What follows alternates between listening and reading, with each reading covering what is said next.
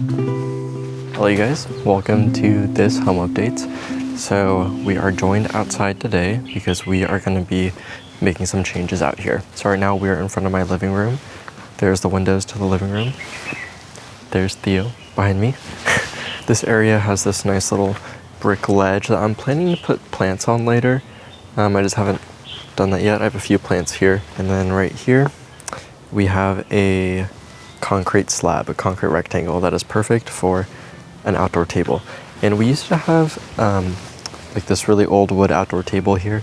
I filmed my day of plant care video out here, but I want like an outdoor space where I can have my friends over and stuff and we can hang out and eat outside, or just like hang out here with Chris. That table was like really dirty and splintery too. Like I got 2 splinters from it. So yeah, we are adding a new table out here. Also, this area is almost completely underneath trees, so it's really pretty out here and shaded. You can see all this nice dappled light coming through. Oh, also this cherry tree started putting out cherries, but apparently they're not edible cherries. So Chris is visiting family in Florida for 2 weeks, so he's not here to help me film this and help me move this table and stuff, so I'm doing this all by myself. Let me put the table like flat so I can put the legs on easier.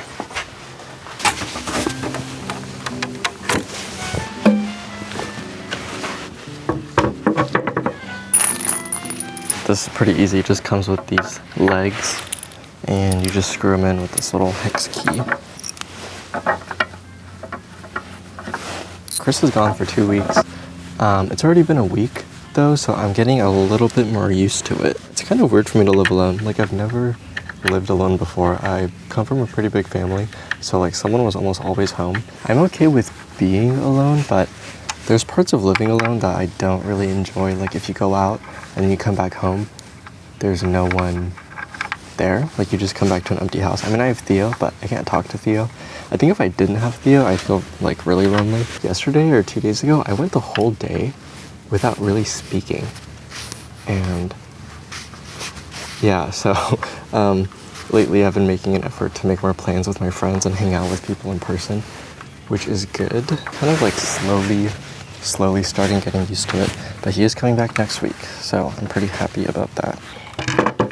Oh my god, there's ants on this. I unboxed this the other day, and the fig tree that I have above here is so messy. It just like drops figs all the time right now. So yeah, there might be a little bit of fig marks on this table. I think the hardest thing for me is just that it's so quiet. Like, I am sad that Chris isn't here, but I think I'd feel like better if I just lived with one other person at least. Like just a roommate or something, you know? In order to fill the silence, I've been listening to a ton of audiobooks. So a lot of you probably know what A Court of Thorns and Roses is. It is a very popular fantasy series. It's like a fantasy romance series.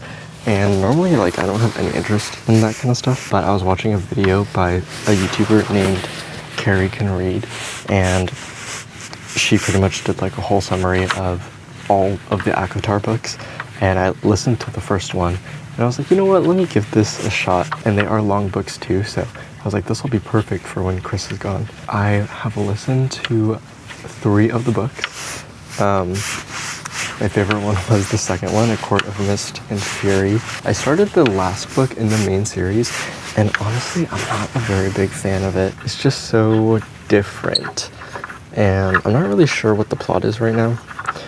So I don't know if I'm gonna finish that one or not. And I feel like they're not very good books, per se, but they are very entertaining. I also don't love the writing for some of the romance scenes. It's just, it makes me cringe a little bit, honestly. Okay, now let's flip this up.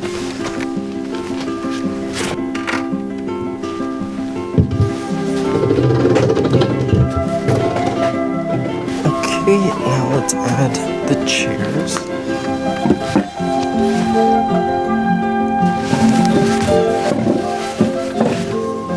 There are a ton of mosquitoes out here right now.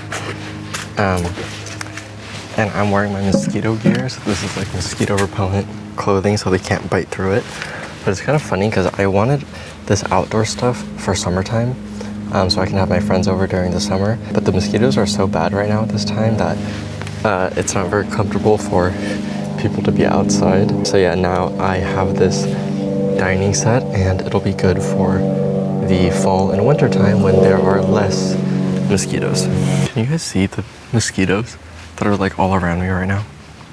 They're everywhere. This is the Rio Outdoor Teak Dining Table from Castlery, and Castlery is the sponsor of this video. This is also the Rio Outdoor Teak Chair from Castlery. So yeah, I really like teak as a wood inside of the house, but I also like it outside because it is a wood that weathers well and ages well. I knew I wanted some outdoor furniture, so I reached out to Castlery because I worked with them like last year for my previous apartment. So if you guys don't know who Castlery is a modern furniture company that creates a story for every room in your home. They craft furniture that is timeless, using the highest quality raw materials to create pieces that are built for longevity and multi-purpose use. They are a direct-to-consumer brand, which means they are able to extend honest pricing and affordability to their customers. Castlery offers free fabric swatches, flat rate shipping, a 14-day return policy, and warranty coverage. All of the Castlery products that are in this video will be linked below. Check them out in the description if you are interested. And oh my god, these mosquitoes. These mosquitoes. I have this very pretty adenium, this very pretty desert rose that I wanted to pot for you guys in this video. My friend Justin, he is making a custom pot for this plant. It's going to be a black shallow bowl. I think that'll look really good with this plant because of its white silvery codex base. It was kind of short notice, so he's not done with it yet, so I can't repot it for you guys, but I did want to show you guys this plant. I'm gonna put this little red lantern on here, so at night I can turn it on. I don't have any outlets out here, so I can't hang up string lights. I also have this mosquito repellent incense burner, but I tried it and it does not work, but at least it looks cute. We are on the balcony. So I already set up this outdoor couch. You guys saw it in a previous video, but I recently just took off the cushions and then cleaned the cushions. And what's nice about these cushions is that they have slip covers, so you can take the covers off and then wash them. Yeah, I had to wash them because this fig tree keeps making a mess everywhere. I wanted the couch underneath this fig tree because I thought it'd be nice to have shade underneath the tree because we don't have any like shade covering up here on the balcony, but it makes such a mess. Oh my goodness. I'm gonna set the couch back up here, but I did order a cover for it to keep it protected and keep it from getting messy from the figs. So what's kind of funny about when we set this up is that it wasn't able to go up our stairs because our stairwell is super narrow. I'll put in some footage so you guys can see. I don't know if I've ever really shown you the stairwell. Yeah, because it is super narrow, we weren't able to get the frame for the couch up the stairs. So we ended up pulling it up with a bed sheet. Like we tied the bed sheet to the frame and then we pulled it up onto the balcony.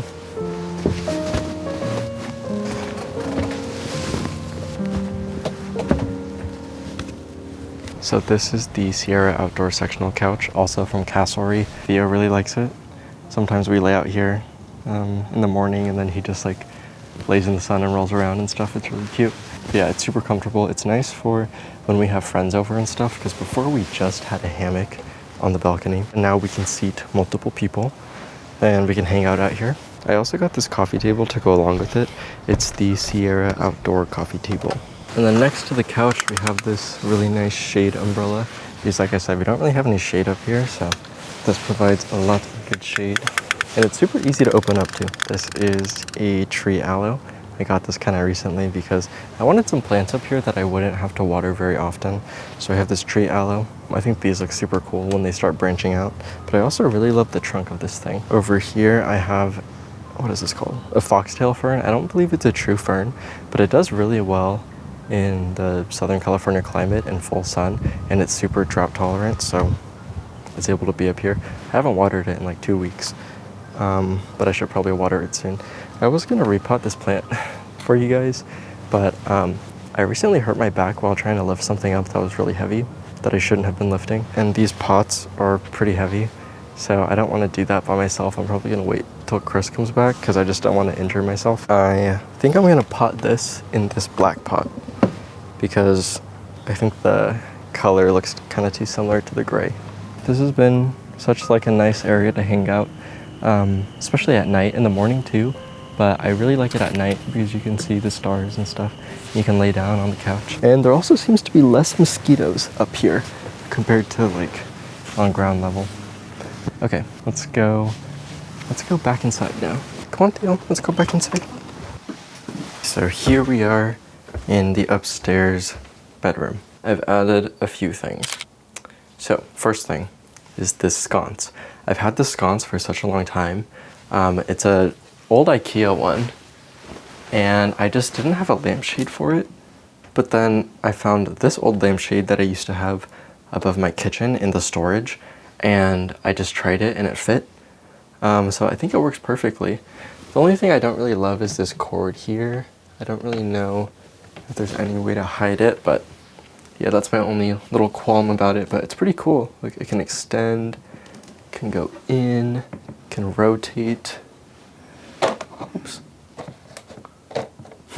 Yeah, this thing's pretty cool, right?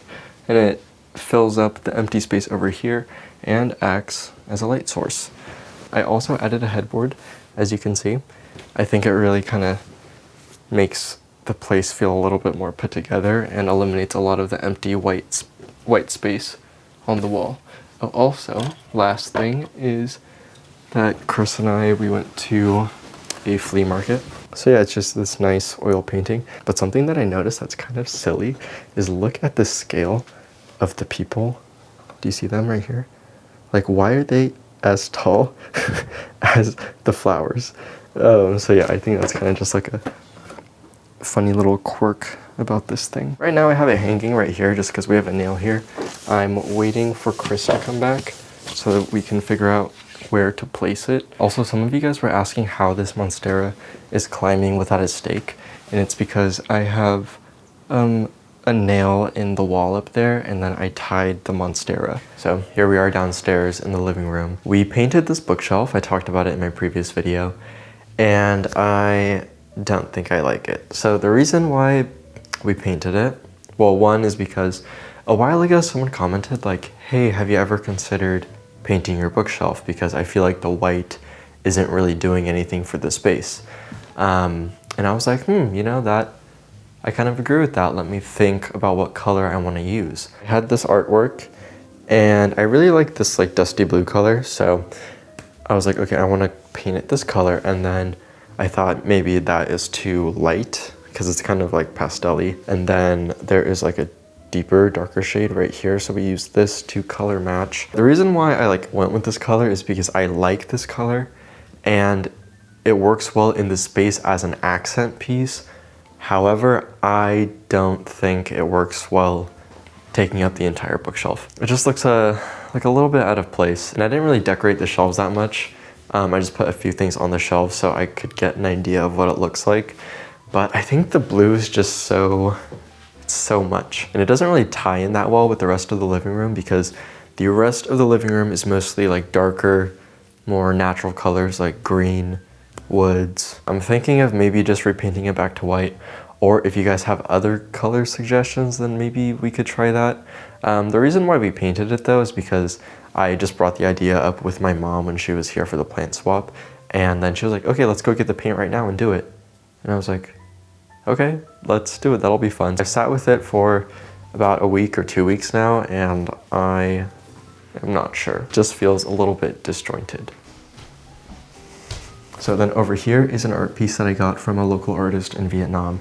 I got it a while ago, like back from my trip, and I finally got it stretched and hung up. Let me show you guys in better lighting, because you can't really see it that well right now. It is red and yellow, so that is really representative of like Vietnamese colors. And the artist was telling us the meaning behind it. I also really love the meaning behind this piece. So this is a person, obviously, and he represents like humanity or just a singular person.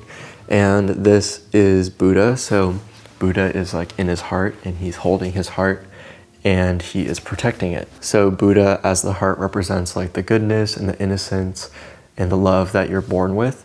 And the person is shielding it from, you know, like the negative outside influence of the world. So like war, violence, you know, things like that. And then he's pretty much trying to like protect and hold on to his innocence and his love and his Buddha heart. And yeah, I just love like that idea, but I also really like how it looks, and I like the graphicness of it, the boldness and the colors. And I also like that it's Vietnamese, you know, tying in some Vietnamese artwork into my home. I wanted to get it framed, but just getting it stretched like this cost $150, so I didn't want to spend even more money to get it framed. Ideally one day I'll probably get it framed, but yeah, right now I am leaving it like this. I want to give some updates on my plants that I repotted in one of my recent previous videos. And right now I have like, I don't know, this isn't most of them, but I have a few of them just right here because this is an east-facing window, and then that window over there is a south-facing window, so they get really good light here. This one is my little Dorstenia fotida, and it's doing very well. Yeah, it's getting like a lot of sunlight in the east and south-facing windows. And here is my bromeliad with moss on top. Look at how vibrant this moss is. So I just spray it once every day with, this is distilled water. So I've realized that in order for the moss to really look good, I need to use distilled water. So this moss, you can tell like how different it is in terms of vibrancy. This moss is the same moss, but I used regular tap water to water it in the mornings. So it's alive, but it's not vibrant, you know, it looks very sad compared to this one, which is incredibly green and looks really nice. So yeah, I just spray it like in the morning, just like this. And it's not too much work. And then the same goes with this one. It's growing really well. I also just give it a little bit of a spritz with the distilled water. And then also, if I were to go out of town, in order to keep the moss looking, you know, fresh, because I won't be home to be able to spritz it, what I would do is put it in like a plastic bag, or put plastic wrap around the top to keep it from drying out. I've done that with my bonsais whenever I go out of town, because bonsais need to be watered like once every day, or like 1 to 3 days depending on the weather outside. Well, it's very dependent, but generally for mine, I water them like once every 2 days. So yeah, I just do that when I have to go out of town, and everything is fine. Also, I wanted to show you guys this plant. It is my ant fern. I only water it with tap water, and it does pretty well. And it's growing a ton of new leaves right now. So these growths here actually have chambers inside of them, which allows it allows ants to like crawl in there and live inside of them. And it's a symbiotic relationship where the ants, you know, they'll like poop and stuff inside of the chambers, which will then give nutrients to the plants and maybe some other benefits like protection. And then the ant fern's chambers gives shelter to the ants. So yeah, it's a pretty cool plant. I have some ants in my house, but none of them are going into the ant fern. Oh, it's also producing a ton of spores right now. So it's kind of messy. I thought it would be more difficult, but it's honestly one of the easiest plants I've grown. Just wanted to show you guys this money tree. It's been in this pot for such a long time. It's quite a small pot, but I've just been keeping it in here because it's growing pretty well. Added some live moss on the top too, and I think it looks pretty good. Let me just give it a little spritz. My aquarium is doing pretty well. I feel like I haven't shown you guys my aquariums in such a long time. It doesn't have its own light. It's just getting a little bit of supplemental light from the Soltech lights that I have above it, but it also gets a little bit of direct sunlight in the morning, so I don't have like a big lighting system over it right now, but it's doing really well. Okay, that is kind of all the updates that I have for you guys today. I still have a few more things that I want to do before Paige comes to do her home tour, and that is pretty soon. I think there will be one more home updates before I do the video with Paige, and I'm gonna try and take you guys along the process more, just because I like watching the process as a viewer, so I'm assuming you guys do as well. Thank you to Castlery for sponsoring this video, and thank you to you guys for watching, and I will see you in the next one. Goodbye.